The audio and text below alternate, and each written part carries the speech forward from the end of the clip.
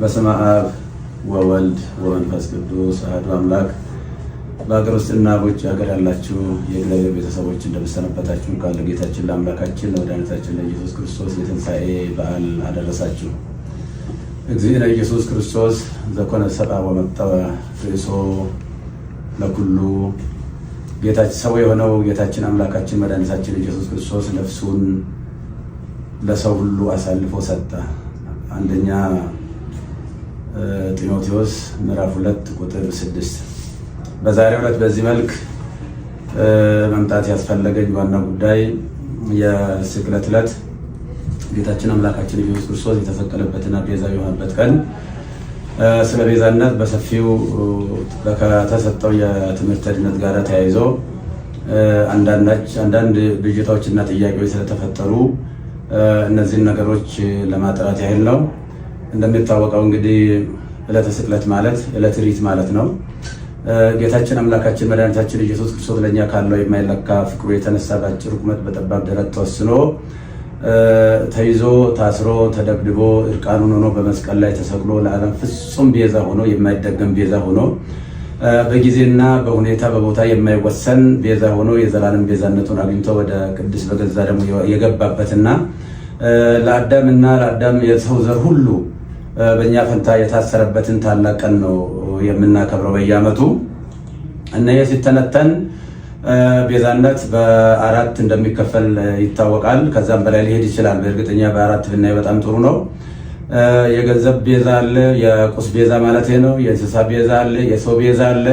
ዋናውና ትልቁ ግን የጌታችን የአምላካችን የመድኃኒታችን የኢየሱስ ክርስቶስ ቤዛነት ነው እና ይሄ ስለ ነገረ ድነት በሰፊው የሚሰጥበት ሰዓት እነዚህ ምንም ከቁስ ጀምሮ እስከ ሰው ያሉ ሁሉ ቤዛ መሆን ቢችሉ የጌታችን የአምላካችን የመድኃኒታችን ኢየሱስ ክርስቶስን ፍጹም ቤዛ ሊተኩ የማይችሉ ናቸውና በፍጡርና በፍጡራን መካከል ያለውን ቤዛነት ለመለየት በተለይም ጌታችን አምላካችን መድኃኒታችን ኢየሱስ ክርስቶስ ስለ ስርየት ኃጢአት በመስቀል ላይ ተሰቅሎ በከፈለው ቤዛነት ስም ፍጡር ሊጠራ አይችልም በሚል የሰጠው ትምህርት ብዙ ምዕመናንን አደናግሯል። ከአውዱ ውጪ አንዳንድ ሰዎች ቃሉን አጣመው በመተርጎም ጦርነት በመቀስቀስ ህዝቡን በማነሳሳት በተለይም ደግሞ ደጋጎች ምዕመናንን በጣም አሳዝኗል። ከእመቤታችን ከቅድስት ድንግል ማርያም ጋራ እንዴት የፍጡር ቤዛ የለም ይባላል? ከገንዘብ ጀምሮ ከቁስ ጀምሮ ብዙ ቤዛዎች አሉ ብለው በመተንተን ነው ብዙ ጊዜ ሲወራ ሲነገር የነበረው። እኔ በሰዓቱ ስለ ቁስ ቤዛ፣ ስለ እንስሳ ቤዛ፣ ስለ ሰው ቤዛ ብዙ መናገር አላስፈለገኝም። ዋናው በመስቀል ላይ ተሰቅሎ ስለሱ ብቻ ነበር በሰፊ መናገር የነበረብኝና ምንም ቤታችን ቤዛ ዓለም ብትባልም የጌታችን የአምላካችን ኢየሱስ ክርስቶስን ቤዛነት አይተካም የሚል ቃል ብዙዎቹን ግራ ጋብቶ እንደነበር አስታውሳለሁ። እንኳንም ቤታችን ቅድስት ድንግል ማርያም ይቅርና ድንጋይ ቤዛ ተብሏል፣ ወርቅ ቤዛ ተብሏል፣ ገንዘብ ቤዛ ተብሏል፣ ጫማ ቤዛ ተብሏል፣ ቆብ ቤዛ ተብሏል እና ከፈጣሪ በታች ከፍጡራን በላይ የሆነች እግዚአብሔር የመረጣትና ከአንስተ ዓለም ሁሉ አልቆ አክብሮ ይፈጠራል ለእናትነት የመረጣት እመቤታችን ቅድስት ድንግል ማርያምን ከፍጡር ጋር እንኳን ልናወዳድራት አንችልም። አቻ የሌላት ወደር የሌላት እና ከእሷ ጋር በማጣላት በተለይም የተደረገው ቅስቀሳ በፌስቡክ እና በኦንላይን ላይ እንደሚደረገው ቅስቀሳ አይደለም። አንደኛ የኔ አስተዳደጌም አኗኗሬም በአጠቃላይ ህይወቴም ከደብረ ሊባኖስ የወጣ ነው። እኔ የተክለ ሃይማኖት ልጅ ነኝ እና በዚህ ደረጃ ነገሮችን በጣም አግሎ ብዙ ምዕመናንን አስቀይሟልና እኔ ከትምህርት ቤት ጀምሮ በእመቤታችን በቅድስት ድንግል ማርያም በተሰማ ለማርያም እያልን ድርቆሽ እየለመንን ኮሾሮ እየለመንን ቁራሽ እየለመንን ስሟን እንጀራ በልተንበታል ለብሰንበታል እና ቤዛዊተ ዓለም ብለን በሰዓታቱ በሌላው መጻሕፍት በቅዳሴዋ በውዳሴዋ እየጻፍን እየተረጎምን እያስተማርን እንገኛለን። እኔም በግሌ ስለሷ ብዙ ሰብኬያለሁ። ስለሷ ወላዲተ አምላክነት በተለይም ንጻ ጠባይ ያላደፈባት ነውር ነቀፋ የሌለባት ነቃ ሀጣዊ ያላገኛት እግዚአብሔር በንጽህና በቅድስና ከዓለም አልቆ የፈጠራት ከሁሉም አልቆ የፈጠራት አቻና ወደር የሌለባት እንደሆነች ብዙ ጊዜ በሰፊው ትምህርት ሰጥቼበታለሁ። መጽሐፍም ጽፌያለሁ። ያንን መከታተል ይቻላል። እኛ ብቻ ሳንሆን መልአኩ ቅዱስ ገብርኤልም ቡሩክ አንቲ እማንስ ወቡሩክ ፍሬ ከርስኪ አንቺ ከሴቶች ሁሉ የተለየሽ ነሽ ብሎ ያደነቃትና ያመሰገናት ፈጣሪ ለእናትነት የመረጣት እናት ስለሆነች እንኳንስ እሷን ይቅርና ማንንም በክርስትና ለመናቅ አይቻልም። እኔ የወለደችኝ ውድ እናትን በእጅጉ የሚወዳት የማከብራት ነኝና እናትን የማከብር የፈጣሪውን እናት በምንም አይነት ተአምር ዝቅ አድርጌ የማይበት ምንም አንዳች ሁኔታ የለው። በዕለቱ የተደረገው ጌታችን አምላካችን መድኃኒታችን ኢየሱስ ክርስቶስ በሚጠራበት ቤዛነት የኃጢአት ስርየት ቤዛነት በዚህ ፍጡር ሊጠራ አይገባም አይችልም የሚል ነው በጥቅሉ።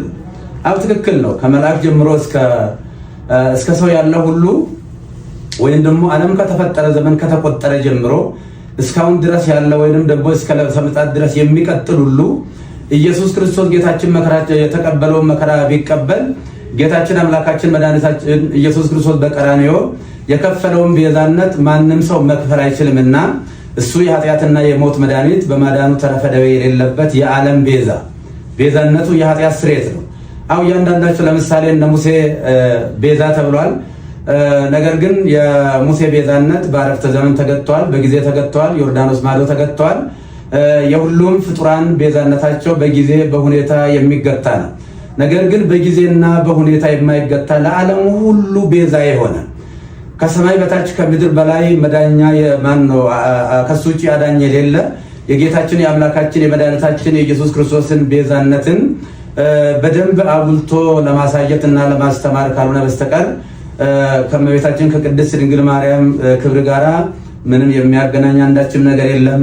እሷም ከፈጣሪ ልጅ ከተቀበለው መከራ ጋር ሊወዳደር አትችልም እና ብዙ ምዕመናን በዚህ ጉዳይ በእጅጉ አዝነዋልና የኢየሱስ ክርስቶስ ቤዛነትና አዳኝነት ለድርድር ለክርክር የማይቀርብ ለምንም ለውይይት የማይቀርብ ዛሬም ትላንትናም ነገም ያው የሆነ እሱ ለዘላለሙ ሲያድን ይኖራል።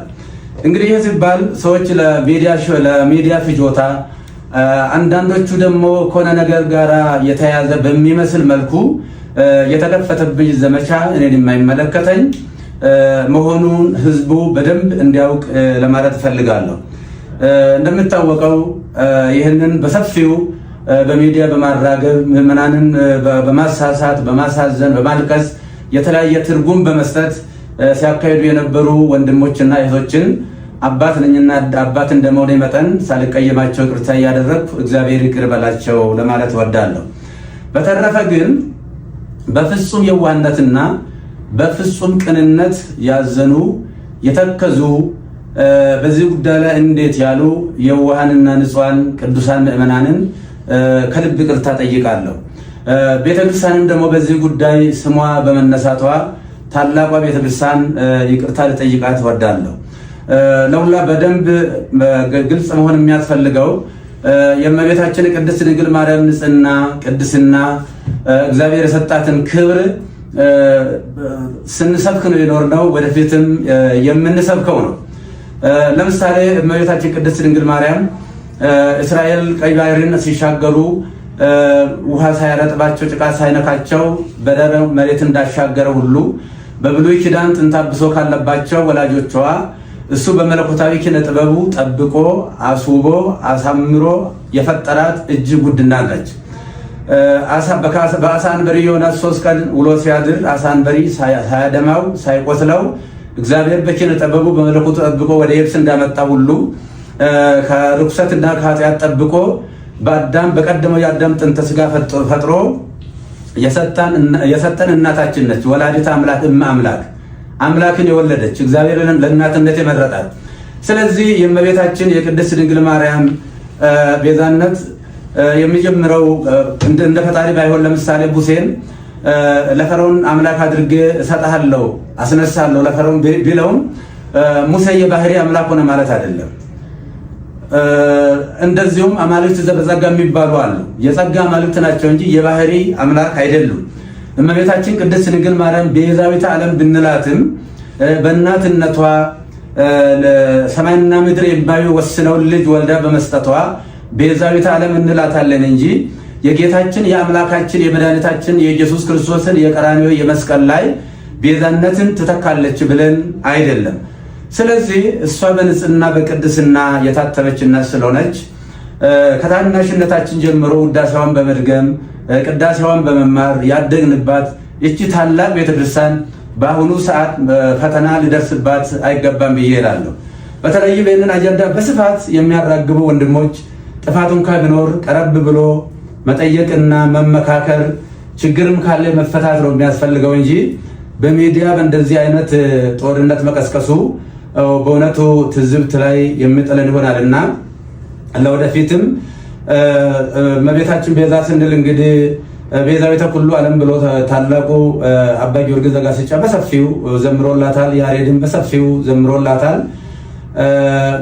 በዚህ ጊዜ እሷ እንግዲህ ከተጸነሰችበት ጊዜ ጀምሮ ጌታ ጸንሳ ሳለ አይሁድ በተሳሳተ መንገድ ባልገባቸው መንገድ ብሉይ ኪዳን በነበረው የጭካኔ መንፈስ እሷን በድንጋይ ቀጥቅጦ ለመግደል ጥረት በሚያደርጉበት ሰዓት ውድ ዋጋ ከፍላ ለመሞትም እንኳ ፈቃደኛ ሆና ነገር ግን ዮሴፍ ጻድቅ ሆኖ የጸነሰችውም ደግሞ ሰውኛ ሳይሆን እንበለ ሩካቤ ሳይሆን በእግዚአብሔር መንፈስ ቅዱስ በማይመረመር የመንፈስ ቅዱስ ግብር መሆኑ ስለታወቀና ዮሴፍ ሊገልጣል ስላልወደደ በእንደዚህ አይነት ሁኔታ ከዛ ከሞት እንዳመለጠች እናውቃለን።